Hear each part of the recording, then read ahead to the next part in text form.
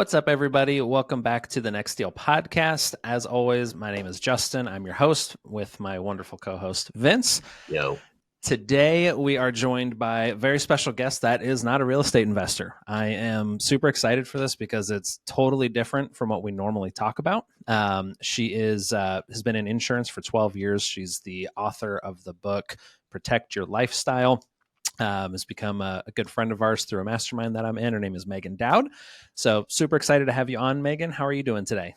I'm doing great. I appreciate you guys having me on, and I'm excited to talk about insurance. I know it's a avoided topic a lot of times, but I think there'll be some good nuggets for people to walk away with at the end. Yeah, it's kind of one of those things. It's like you don't want to do it, but you know you have to.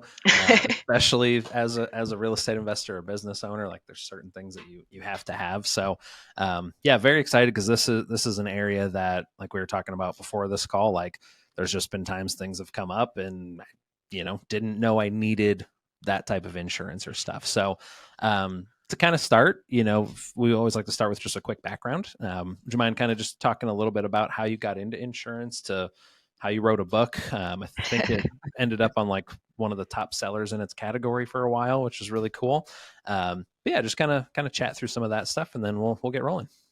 Yeah, so as Justin mentioned, I've been in the business for about 12 years. Like most people, I kind of fell into the industry during college. I got an internship. I was actually thinking I was going to become an attorney because I do come from a family of them. However, I learned quickly that insurance can really help you plan for worst case scenarios instead of waiting for them to occur and then chase your tail and be like, oh, kind of to Justin's point, I didn't know that or I didn't, think through this. And so really my whole mission and one reason I wrote the book was just helping people think through life situations that occur day in and day out. And so while we all have good intentions when we set up an LLC or start a business, there's things out of our control that happen, but there's also things within our control. And so I've, again, been in the business for a while. I absolutely love what I do. I'm probably one of the few people that love insurance.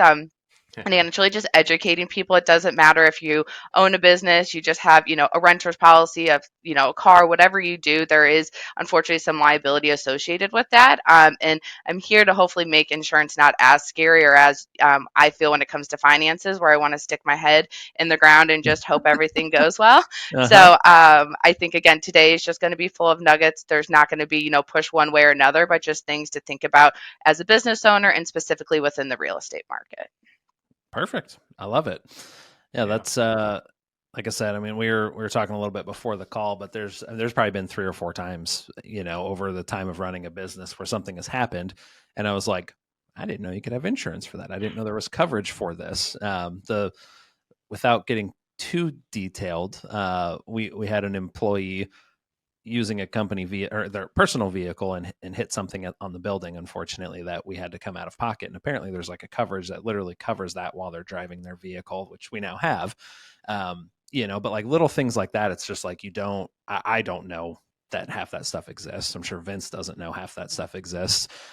So yeah, let's kind of just get started. I know you've kind of got some stuff prepared to chat through that is going to make us all smarter. So yeah. Yeah. So, I think, the best way to start with, especially real estate, is like, why are you buying the house? Is it, you just want one or two homes? Do you plan to build a portfolio? Because what and how you plan your future in real estate matters, because specifically titling. So I see a lot of people, buy their first home in their personal name and then maybe they add a few more. And that's really exposing you and your assets to a lot of liability, whether that's Right. something happens at your primary home, you have, children and you have a play date and one of the kids gets hurt, their parents sue you, and now your whole portfolio is out there for the taking because it's all in your personal name.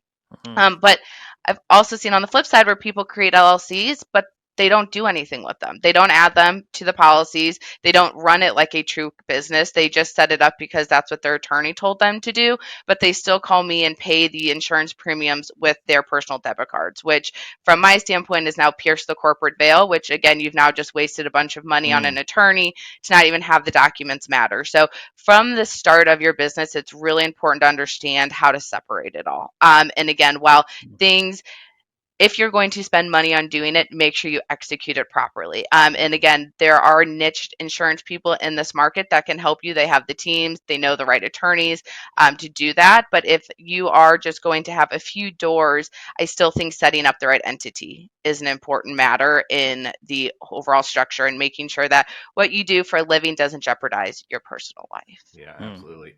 I came across, I had a primary that we made into a rental, and then I was like, how do I even get this into my LLC? Or into my holding company, because I didn't know, and so I actually went into CCF, Justin, and was like, I Okay. got a really dumb question, you guys, that probably seems really Intro rookie. question for everybody. Yeah, but I'm like, how do I get my current rental property into my LLC? And someone's like, quit claim deed, and I was like, oh, okay. Like, and so getting that filed and everything. But yeah, like that was actually a moment where I was like, yeah, my that whole property is just sitting in there in my name, and it's out there for everybody to see, and so Yeah. moving that over. Well, and Megan And made a good point too that I think a lot of people don't realize. And like you said, you set up the LLC, the properties are in the LLC, but then you're paying with personal accounts mm-hmm, and commingling the way things are done. And like you said, don't piercing that corporate veil, which the whole point of that LLC is to keep stuff separate and protect things. So keep it separate and protect things yeah, is a very important part of that. Yes. And Vince, to your point too, you probably had to update the policy form. So when you live in the home as your primary residence, you are right, on a homeowner's yep, policy yep, form. But when it turns into a rental property, there's different policy forms. Typically, it's called like a landlord or a yeah, dwelling fire. And within yeah, that category, there's three different policy forms. So there's the DP1, the DP2, and the DP3. The DP3 is your special form. So that's where you're going to get the most coverage. It's going to be, your hail coverage. You're going to have pipe burst coverage for sudden accidental things. And that's really ideally what you want. However, for mm-hmm, investors up front, where you have a very low threshold for actually the money you're making, that can break you.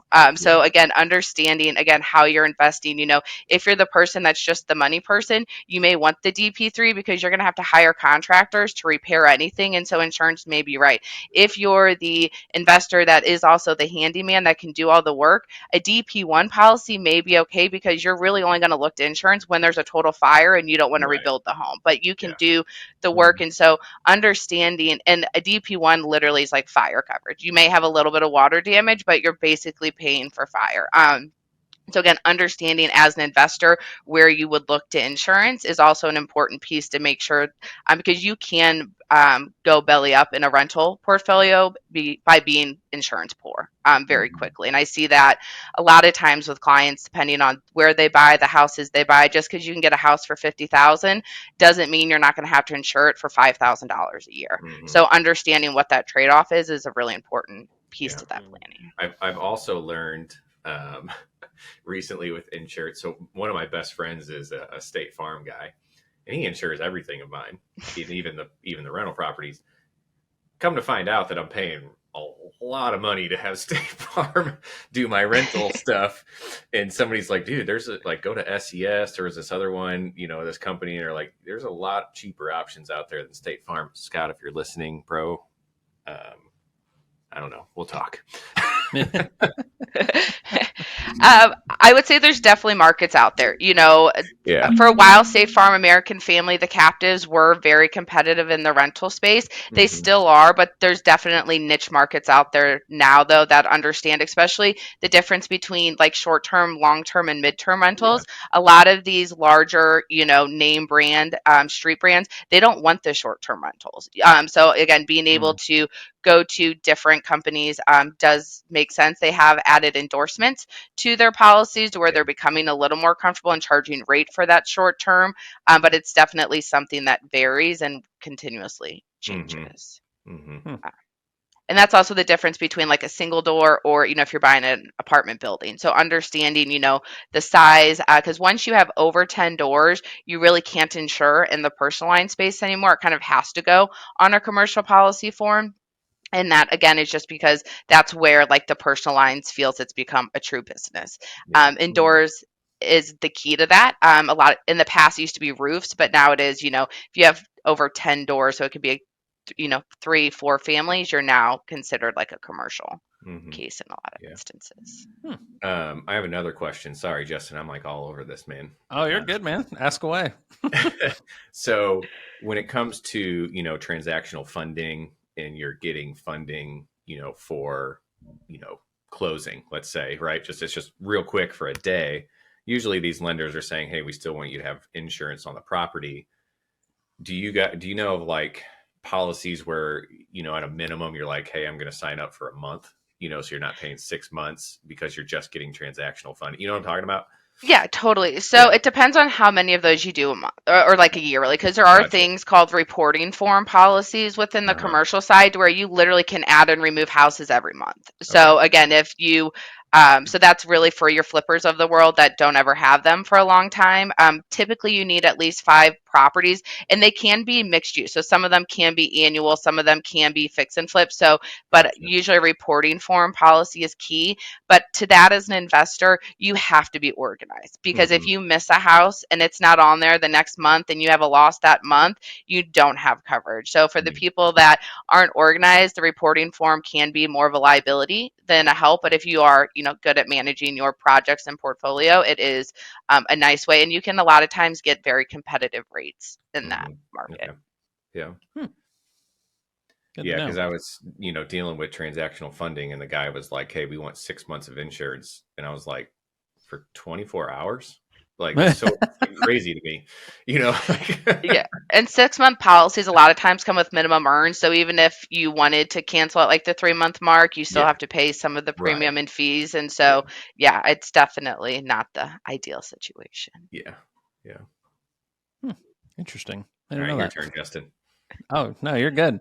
Um, cool. So the first thing you had said, Megan, is why are you investing, right? Or what's your plan with the stuff? So kind of understanding that makes sense, and then you can craft policies to match what your goals are, right? If you're doing short term, midterm, long term, you're flipping, wholesaling doesn't really matter because you're not ever taking possession of that unless you're, I mean, I guess a double close, but that's usually done right away anyway. But what are some other things that as an investor, someone who's been in it for a little bit or is new, they should be looking out for, they should be doing or asking? Because ultimately, the things I have found where we talked about, I've had to pay money out of pocket because I just didn't know it was a thing. Like Yeah. what are questions people need to be asking to really find what they need? No, I think that's great. So, one of them is income. So, again, if you generate your income from rental properties, you need loss of income on your coverages. And again, on that DP1 policy, that's not going to be automatically included. Typically, on a DP3, you will see that included. So, again, understanding some of those extra coverages are important. Also, there are a lot of situations where, there might be additional endorsements needed. So, whether that's water backup coverage or earthquake coverage in certain situations, we do see, where that is beneficial.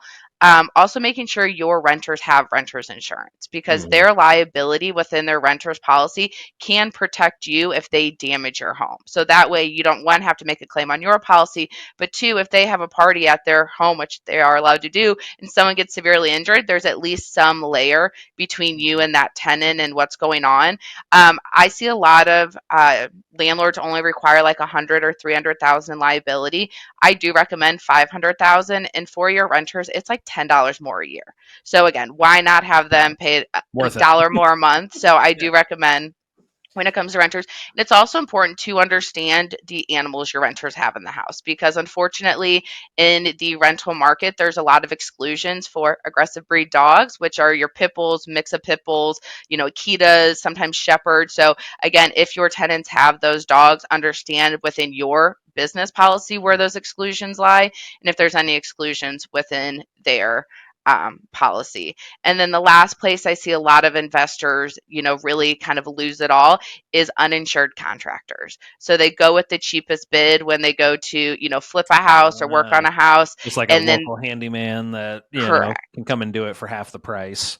Yeah, or Mhm. the roofer that just can do it today and get the roof on, but they don't have insurance and that roofer gets hurt and now they're suing you for lost wages, medical bills, and you didn't know they didn't have insurance because you didn't ask, or maybe their contractor is leaving the job for the day and flicks a cigarette butt out and it catches your landscape on fire, which then catches your house on fire, which I have had happen to a client. Hmm. Without them having their own general liability, that is now on your homeowners.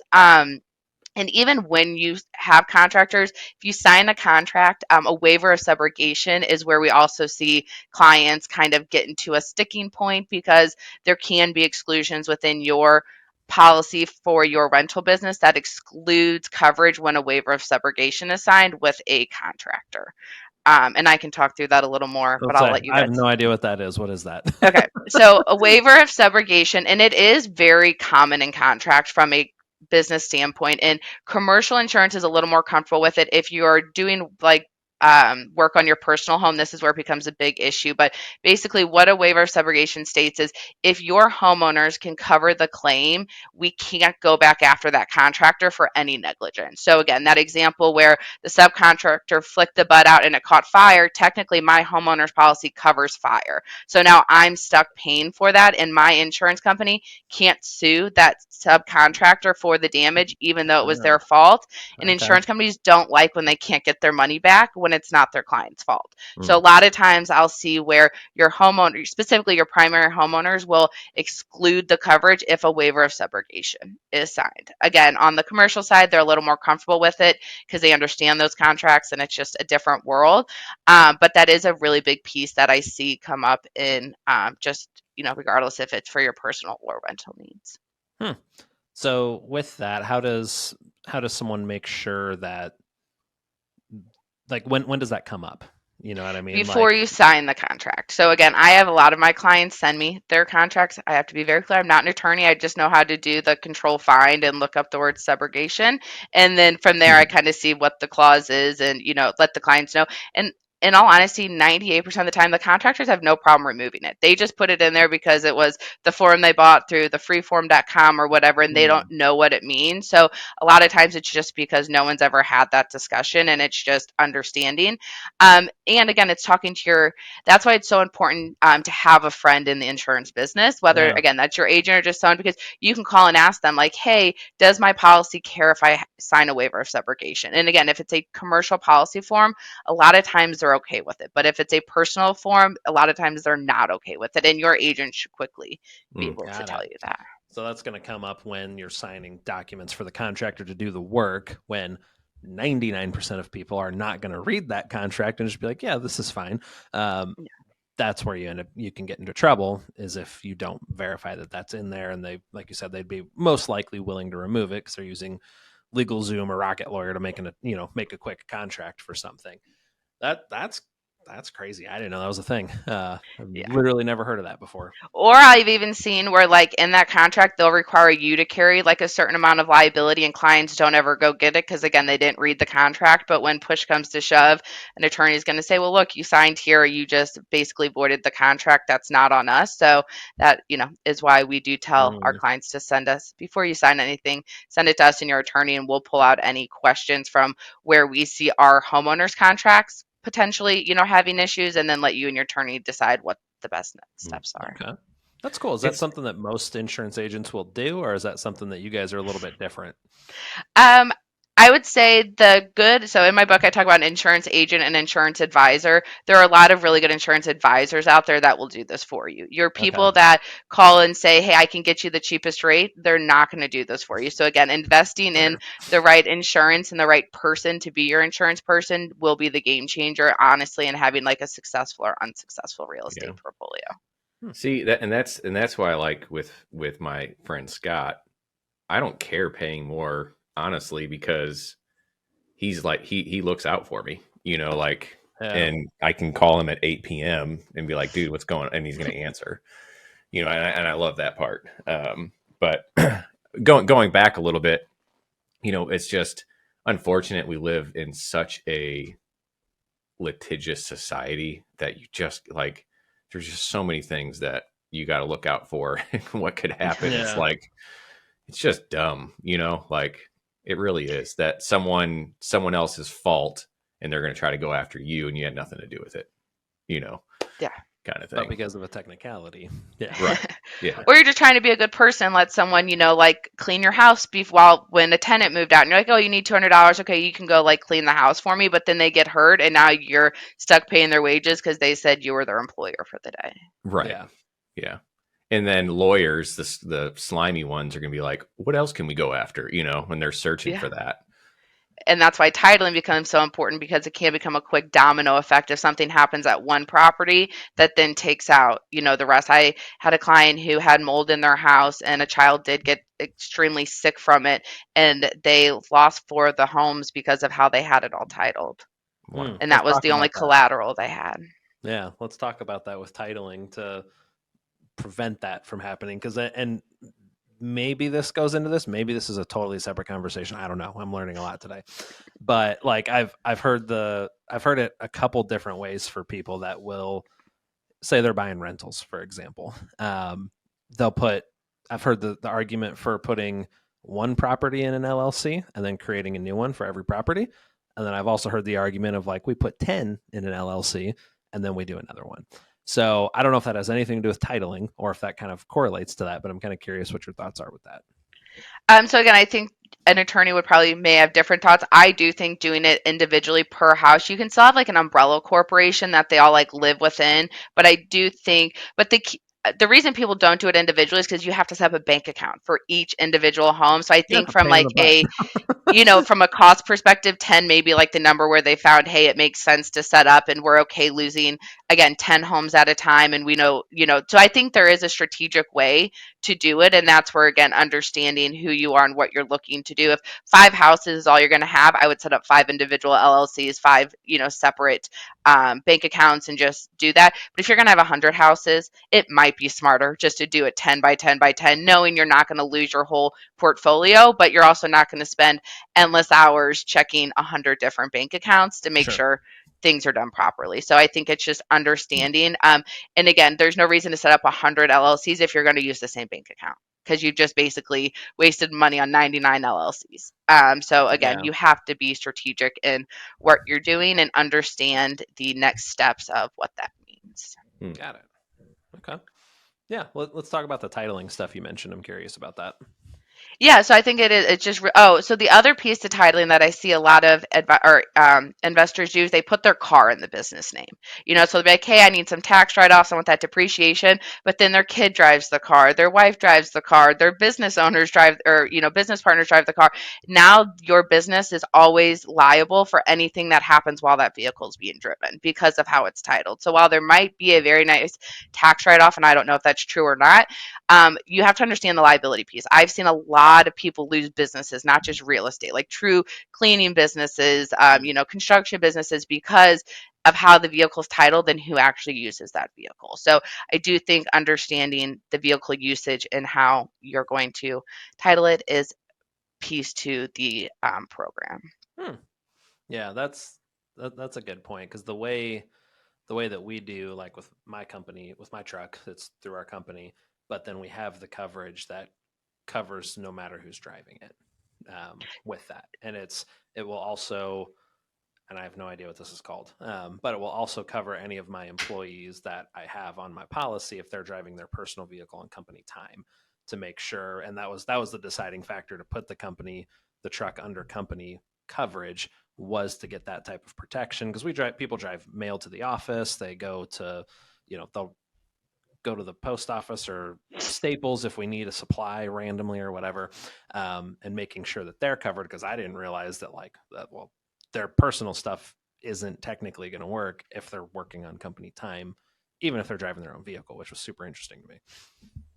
That's correct. Yeah. So on the commercial policy form, it's different symbols is how they kind of rate it. So there is a symbol that kind of gives anyone and everyone the ability to drive it. And I think for your situation, that is the right move because you do have so many people like in and out of the car. I think Mm-hmm. where it becomes an issue, if let's say that was your personal truck and it was just mainly your family that drives it, but it was in the business name, would you really want, again, a bad car accident to not only put your personal assets out there because it was personal time, but also your business assets out there because of how it's titled. And that's where, again, titling is the key to really what attorneys can and Hmm. can't go after from, what is that asset part of.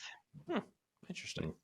That's a good point. And like on a personal side, we see this a lot with younger drivers with like negligent entrustment, where the parents' names on the title, so that's why they can go after parent assets. If the kid's name's on the title, they usually can exhaust the insurance, and then kid doesn't have many assets, so it's a way to kind of protect all that. Again, not an Hmm. attorney; it changes per state, but titling is very very key when it comes to life devastating Mm. claims that occur. Mhm. Vinny's got a kid that's going to start driving soon. I know.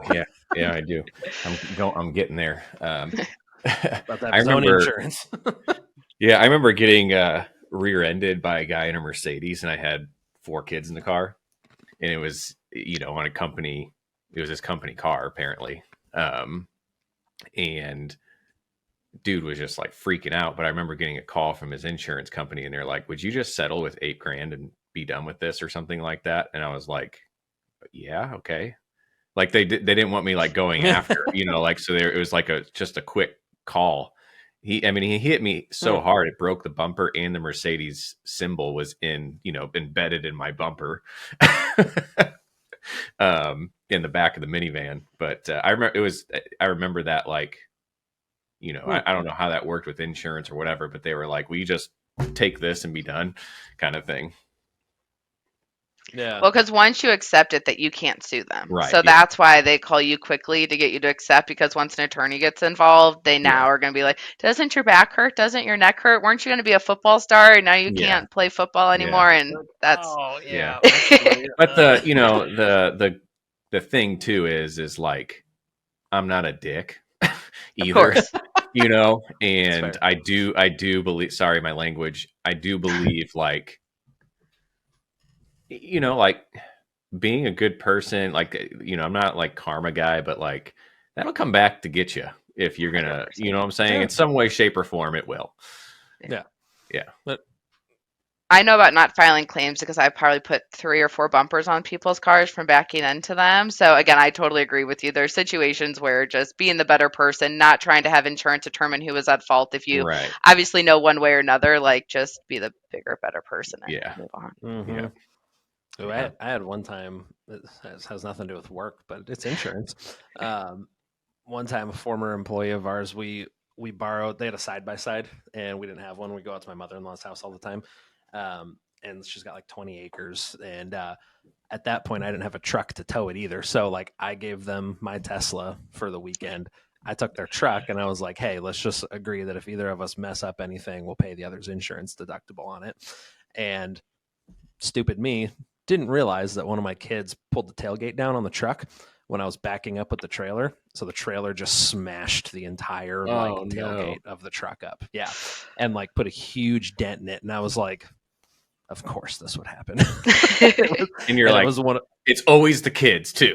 yeah, always the kids. And it was one of those things where it was like, I can't remember if it was before we even left my house to go there. Like I was just backing it up to move it somewhere. And apparently the tailgate was left down, and yeah, and I should have checked. I didn't, but it was one of those things, like you said earlier, where we're like, how much is it just to pay cash to fix this? And it was like $300 more. I was like, cool, let's just do that instead. Makes life easier. Your insurance doesn't go up. There's no issues with that. But yeah, that's stupid. That was a fun mistake. It is. Mhm. And I think, to that point too, like Justin was talking about when the situation he had, filing claims isn't always the best answer, even if it's above your deductible and all these things, especially if you have rental portfolios, because it goes on a record. So there's a thing called the clue report. And that's what all insurance agents run when we start the shopping process for you to see what claims are tied to the address and to the entities you own. So again, sometimes filing that smaller claim, depending on what small is to you, can really end up costing you a lot more in the 3 to 5 years that there's a surcharge for that. Let's say water backup claim that was $10,000, you could end up spending an extra 15 to 20,000 in 3 to 5 years due to those surcharges you see across the board. So it really, really is important. That especially for investors, you only file claims that are financially necessary.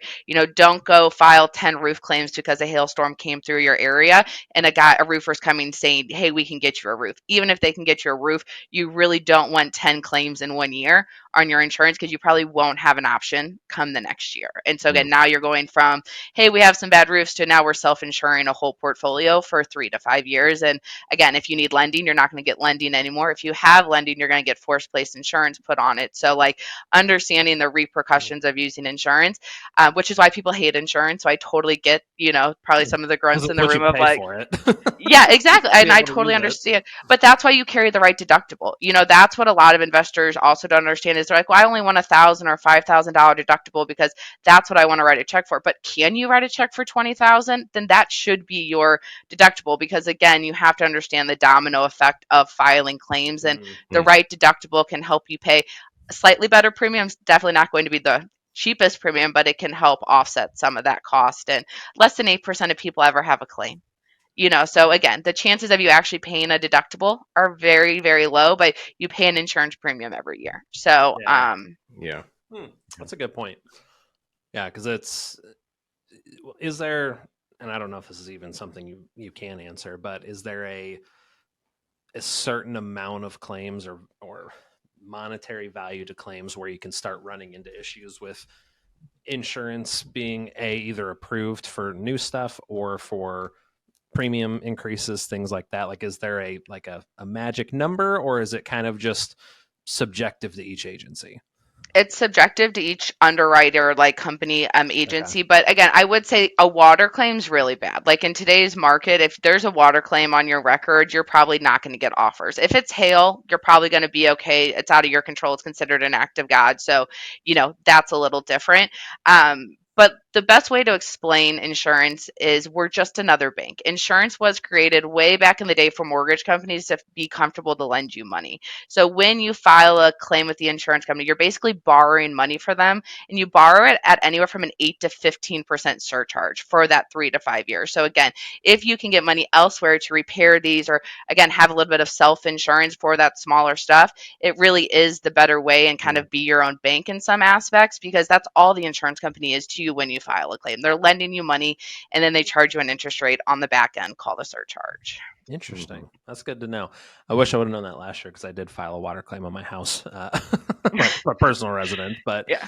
we had a stupid line, like it's in between the shutoff valve, like to the Mm. outside of the house. That pipe froze somehow, and then when we turned it back on, like it was like 18 grand worth of damage to our basement. And it was just And that is worth filing a claim for. yeah. At the end of the day, the insurance company isn't going to take it out. You may not be able to shop your insurance for a few years, but that's okay. If they paid out the claim and it wasn't a miserable experience, I think, that's worth the Yeah, it situation. wasn't too bad. And I don't know, we've had State Farm since I was like 15. Like literally when I started driving, that's just who I've had. I use different stuff for business stuff, but on all our personal stuff, that's who we've used. And I think we've only filed 2 or 3 claims ever on it, and it was the basement, and then another, like our camper got broken into, and it was like another 12 grand worth of damage, that had to be replaced. Yeah. But other than that, it's not because I could definitely see from an insurance side of things, if you've got somebody that files 3 claims a year consistently every single year, like, I don't want to work with you anymore. Yeah, right. Yeah. Even if it's a zero payout, like frequency, to your question, it doesn't even have to be a dollar amount. If they see that you've had 2 towing claims, a glass claim, and an auto claim, that's 4 incidences in their eyes. And so now they're not going to insure you. It doesn't matter that it only totals up to $2,500. It's how many times are you picking up the phone and calling us to try and use us? And basically they feel using their resources. Interesting. That's good to know. I had, this was like 5 years ago, and it's still on my record, or whatever. I don't know when it's ever going to come off, but This year, probably. yeah, I was I used to live in the city of St. Louis, and I was going northbound on a very narrow road in the city, and a fire truck was coming southbound, just honking, get out of the way. And there's literally nowhere I could go, and they, without touching me, basically had forced me into the side of another parked car, because I couldn't go anywhere, and they would never have gotten past me without me moving over. So the whole side of my van jacked up, the whole side of the other car jacked up. They didn't stop, right? There is a CCTV camera on the side. I call the city and talk to my insurance, and they're like, "Did they touch you?" I said, "No, it's your fault." And I was pissed, man. Like, and I'm still like, pissed. I wouldn't have moved if it wasn't for them. Right. Like there was literally nothing I could do. And they were screaming at me. You could see they were pissed off that I couldn't get over. And I was like, what do you want me to do? You want me to back up? Or sorry, see, Justin, there it was. I hit my mic. I was like, you want me to back up? There's nowhere for me to go. And it crushed the side of my van. And the city was like, not our fault. Yeah. I was no, and So mad. It's so far. That's like I have had clients swerve to miss the deer, and we say hit the deer. It doesn't. It's not a Hit the deer for sure. Hit the deer. surchargeable claim if Hmm. you hit the deer because it's an act of God. But if you swerve and hit the tree, it's now your fault. It's a collision claim. You're going to see a Yeah. surcharge for 3 to 5 years. So I love animals, but there's definitely the situations. And I actually had someone else whose car was damaged by a city individual, and yeah, the city's not great. At kind of taking ownership, especially with the Hmm. potholes people hit. Yeah. Again, if you, that's all on you, unfortunately. Yeah. So Should have it's swerved. Yeah. yeah, It's also safer actually to just hit the deer I was gonna it instead. is. say Yeah. that's something I learned in high school. I think in like Yes. driver's ed that they were like, it is safer to just hit the deer. And I hit a deer one time, and I was like, just hitting the deer, just gonna happen. Sorry, deer. Just It's scary though. better you than me. Dude, my dad in Alaska hit a moose Oh my in god! his truck when I mean this is like before I was born and stuff when he was younger and hit a moose. His Did it truck just go flipped. over the truck? No, yeah, it went over the truck, but his truck flipped like 3 times and the moose just like got up and looked at him and then walked away. Jeez, That's crazy. that's wild. Oh, that's crazy. Yeah. Yeah. But Never yeah, seen anything insurance, like man, it's just like I know Megan, love you for this, but it just gives me like Yeah. there's just so much that in it, that is what I say in my book. I'm not here to deter you from living life. Life really should be lived to the fullest. Unfortunately, if you live in the United States, it is a very litigious Yeah. society. I work with people outside the US, and they're like, we don't worry about liability outside the US. We only worry about it once we come into the US. So it Hmm. really is like important to understand that this isn't meant to deter you. My book, again, I do recommend it. Don't read it from front to back if you're an investor. There's a chapter for business owners, and then there's again some really good nuggets about like how to invest properly. But the idea is to understand who you are from like a buying perspective and then align. There's so many insurance companies out there that you choose the right one. And again, whether that's investing and paying a little more so you get the advice, or if you're a do-it-yourselfer and just want to go online, but still knowing what to buy when you do it Yeah. yourself, I think is the key to Yeah. what Yeah, I preach. awesome. I like that. Is there anything else that kind of, I know you had some stuff prepared, but anything else that we didn't cover that you wanted to run through? Just that stuff that we might not know or people might need to look out for or ask their insurance agent about? No, I think again, understanding your tenants that are in there, going to your rental properties or having someone check on them on a regular basis is very important. Claims can only be covered when they're sudden and accidental. So if there's a leak going on in your tenant's house, but they don't tell you till a month later, that is no longer sudden and accidental. So all ensuing Mhm. damage is no longer covered. So it is important that you and your tenants or you management company and tenants have a good working relationship and understand. And again, I feel like we've harped on this, but titling really, in my opinion, titling and liability from a real estate standpoint are your two biggest areas. Property, you really know what the loss could be. You know what you're investing Yeah. in it. You know what the final dollar amount lost. You don't know who's going to get hurt on your property, how bad of a claim you're going to cause. And that's where that liability becomes extremely important. Got it. That's cool. I like that. Thank you for sharing this stuff with us. I've learned Yeah. a ton, and I'm probably have a million questions for my insurance agent now. Um, I know. I took notes. took yeah, took notes. I'm like DP3. Do I have that? Yeah. But yeah, if you guys are listening and you want to learn more about this, make sure you check out Meaghan's book. It's on Amazon. It's called Protect Your Lifestyle, Make Empowered, Educated, and Effective Personal Insurance Decisions. Is there anywhere else people can connect with you, or do you have any other resources, or is this kind of the best place for people to go?